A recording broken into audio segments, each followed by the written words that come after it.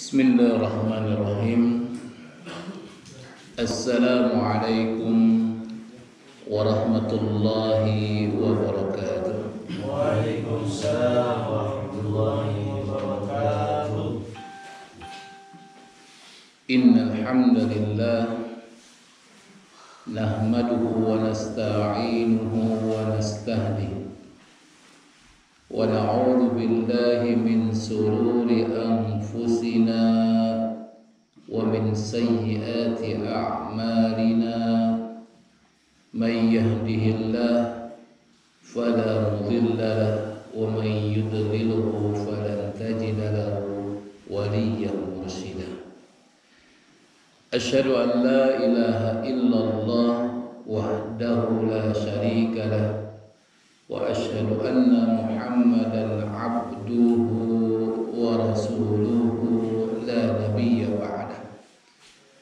Allahumma shalli wa sallim wa barik ala nabiyyina al-karim Muhammad sallallahu alaihi wasallam wa ala alihi wa sahbihi wa man sara ala nahjihi ila yaumil qiyamah. Amma ba'd. Ma'asyiral muslimin, arsadakumullah. Alhamdulillah wa syukurillah atas segala kenikmatan yang telah Allah berikan kepada diri kita. Bersyukurlah karena kita masih menjadi hamba-hamba pilihannya, sehingga kita masih mau, masih punya keinginan untuk belajar.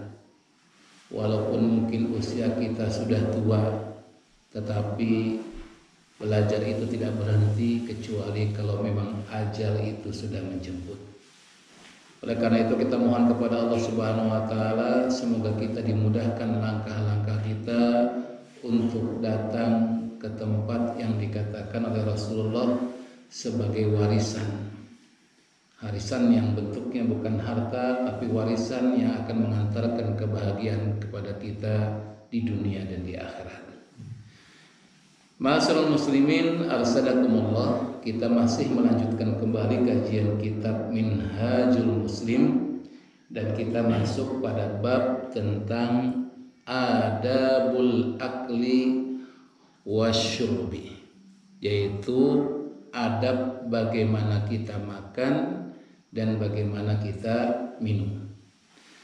Satu perkara yang sering kita lakukan, satu perkara yang mungkin kok dibahas.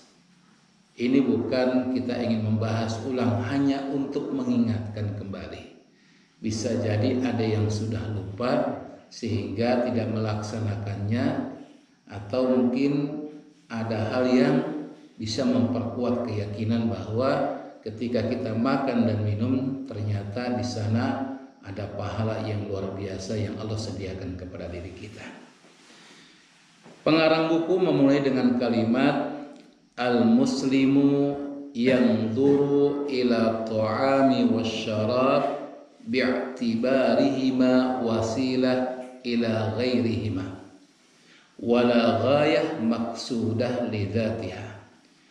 Jadi seorang muslim itu menjadikan makanan dan minuman yang dimakan dan diminum itu bukan sebagai tujuan untuk menikmati makan dan minum, tapi makan dan minum itu digunakan sebagai satu wasilah untuk menuju kepada satu harapan yang lebih hebat lagi dibandingkan dengan kenikmatan makan dan minum.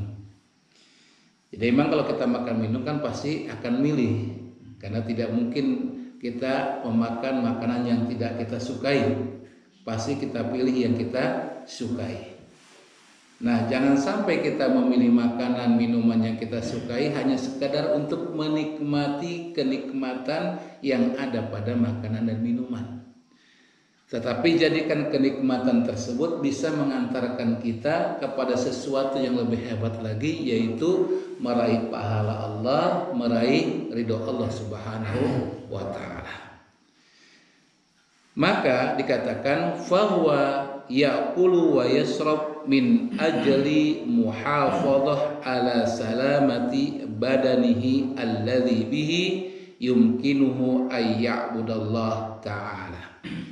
Jadi seorang mukmin itu ketika dia makan ataupun minum tujuannya adalah untuk menjaga fisiknya. Ya. Tapi nggak berhenti pada kalimat ini. Menjaga fisiknya, yang dengan fisik terjaga dengan baik karena makanan dan minum, maka dia bisa beribadah kepada Allah Subhanahu wa taala.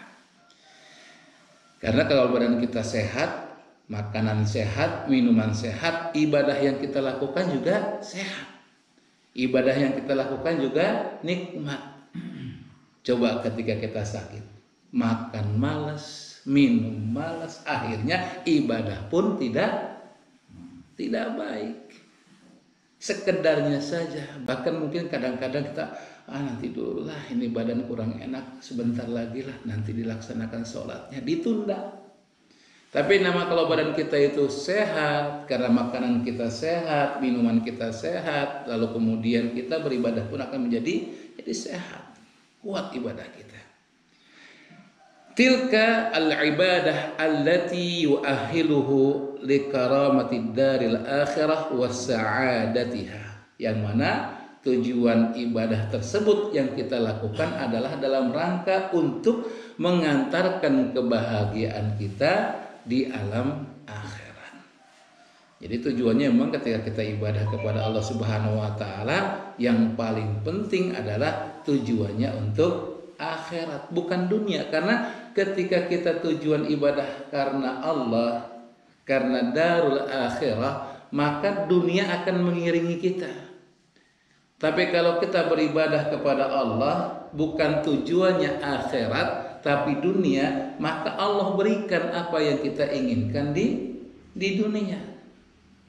Allah nggak pelit, pernah saya sampaikan dalam surat Hud itu kan, dalam ayat yang ke-15 sampai dengan ke-16, Allah nggak pelit apa yang kita inginkan ketika kita beribadah.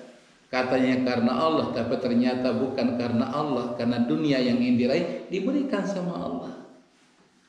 Apa yang kita inginkan diberikan, mau mobil dikasih, mau rumah dikasih, mau empang dikasih, mau kebun dikasih, mau emas dikasih, apapun dikasih sama Allah.